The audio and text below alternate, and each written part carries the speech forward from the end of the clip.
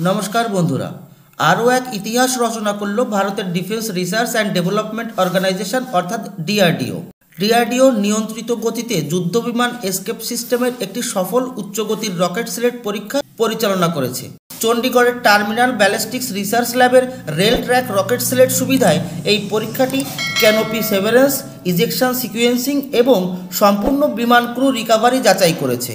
प्रतिरक्षा मंत्रणालयेर पक्ष थेके এই নিউজ পাবলিশ करा হয়েছে। তবে এই সব টেকনিক্যাল কথাগুলো শুনে অনেকেই বিষয়টিকে নিয়ে ক্লিয়ার ধারণা নাও পেতে পারেন।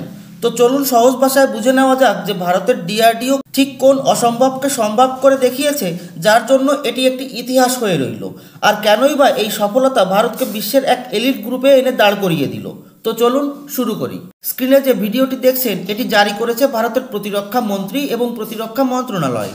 এই ধরনের টেস্ট করার জন্য ভারতের চণ্ডীগড়ে rail track rocket sled facility মজুদ রয়েছে।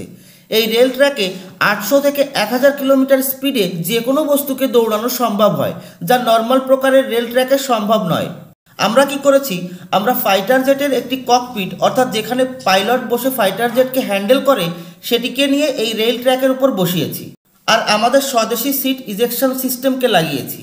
এবার এই সম্পূর্ণ সেটআপটিকে হাই স্পিডে দৌড়ানো হয় রেল ট্র্যাকের উপর।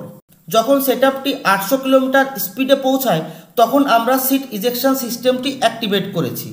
এটি দেখার জন্য যে আমাদের স্বদেশি সিট ইজেকশন সিস্টেমটি কিভাবে পারফর্ম করছে। আর জানলে অবাক হবেন যে আমাদের এই সিট ইজেকশন সিস্টেম একেবারে 100% সফলতার সহিত পারফরমেন্স দেখিয়েছে। অর্থাৎ ভবিষ্যতে যদি কখনো ঈশ্বর না করুন কোনো দুর্ঘটনা ঘটে যেখানে ফাইটার জেটটিকে বাঁচানো কোনোভাবেই সম্ভব না হয়, তাহলে অন্তত আমাদের পাইলট সিট ইজেকশনের মাধ্যমে ফাইটার জেট থেকে বেরিয়ে আসতে সক্ষম হবেন। এখন আপনাদের মনে প্রশ্ন আসতে পারে যে দরজা ভেঙে সিট বাইরে বেরিয়ে আসবে, এতে আবার আহামরি কোন জটিলতা রয়েছে, কি এমন কমপ্লেক্স টেকনোলজি রয়েছে? তো আসলেই এই টেকনোলজি খুবই কমপ্লেক্স। তাই তো বিশ্বের শুধুমাত্র 4 থেকে 5টি দেশই রয়েছে যারা এই টেকনোলজি বানাতে সক্ষম হয়েছে। আর এই সেক্টরে মার্টিন বেকার নামের একটি ব্রিটিশ কোম্পানির আধিপত্য রয়েছে। জানলে অবাক হবেন যে আমাদের স্বদেশি ফাইটার জেট তেজসে যে সিট ইজেকশন সিস্টেম ব্যবহার করা হয় তা এই ব্রিটিশ কোম্পানির তৈরি। আর শুধু তেজসই নয়, বিশ্বের বিভিন্ন দেশের ফাইটার জেটগুলোতে মার্কিন বেকারের সিট ইজেকশন সিস্টেম ব্যবহার করা হয়। আর তাই তো দেখবেন বিশ্বে কোনো দেশের ফাইটার জেট ক্র্যাশ করলে সর্বপ্রথম অধিকাংশ সময় ব্রিটিশ এই কোম্পানিটি পাবলিক প্ল্যাটফর্মে এসে বলে যে অমুক দেশের একটি ফাইটার জেট ক্র্যাশ হয়েছে আর তাদের বানানো সিট ইজেকশন সিস্টেম পাইলটের জীবন বাঁচিয়েছে। অর্থাৎ যখনই কোনো পাইলট সিট ইজেকশন সিস্টেম ব্যবহার করে তখন সর্বপ্রথম সিট ইজেকশন সিস্টেম বানানো কোম্পানিটির কাছেই নোটিফিকেশন চলে যায়। আর এর অনেক দুষ্প্রভাবও রয়েছে।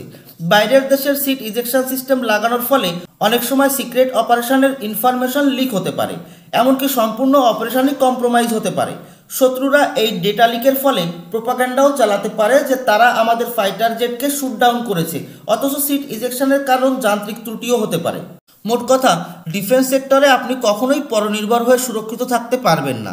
আপনাকে যদি নিজেকে সুরক্ষিত রাখা লাগে এবং নিজেকে সুপার পাওয়ারের ক্যাটাগরিতে নিয়ে যাওয়া লাগে, তাহলে আত্মনির্ভরতাই হলো একমাত্র পথ।